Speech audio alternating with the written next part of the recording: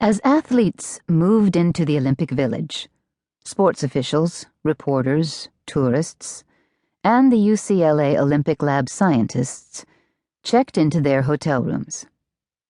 Several of these scientists had worked at the Olympics before, at the 1984 Games in Los Angeles and 1996 Games in Atlanta. During each of those games, they had worked day and night. They had found banned drugs in athletes' urine samples. They had reported these results to the International Olympic Committee. The scientists knew the samples only by code numbers. No names, no countries. Only the International Olympic Committee knew who had given each sample. Athletes who tested positive for banned drugs had to give back their medals. But in a few of the cases reported by the lab, the committee never identified or punished the athletes. 10 years after the 1984 Games, reporters discovered that official papers had been shredded, accidentally, before bottle numbers could be linked to athletes' names.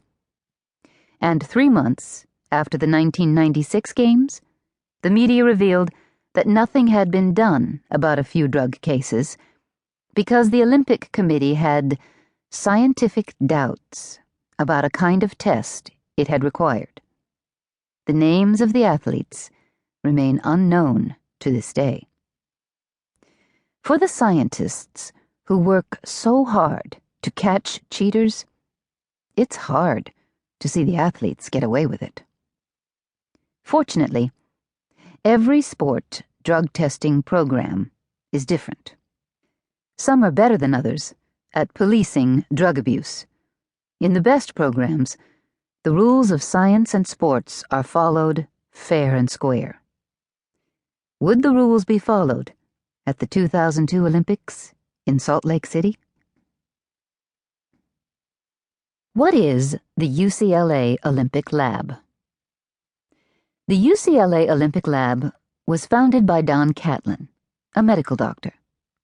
How does a regular doctor turn into a science sleuth, outwitting international sports cheats?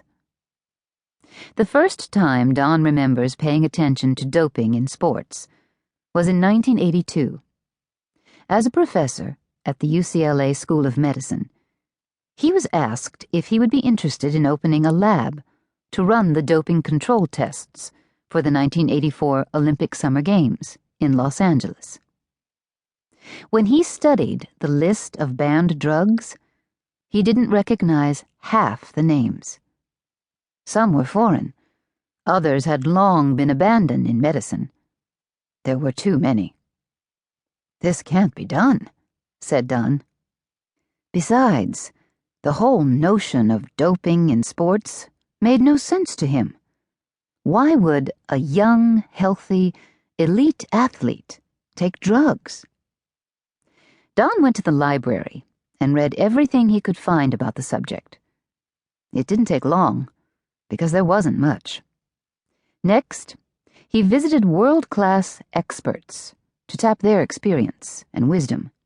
He also went to the local gym to ask questions and learn everything he could about the abuse of steroids and other performance-enhancing drugs in sports. He couldn't believe the risks that some young people were taking with their health, and perhaps their lives. Something had to be done. He was hooked. But could he make a difference? To find out, Don started a lab after all, the UCLA Olympic Lab, in 1982. To focus his efforts, he quit seeing patients. He ended up doing what he first thought was impossible: testing Olympic athletes. Ever since then, he has devoted his work life to fighting drugs in sports. His lab grew to be the largest of its kind in the world. It is accredited or approved by the World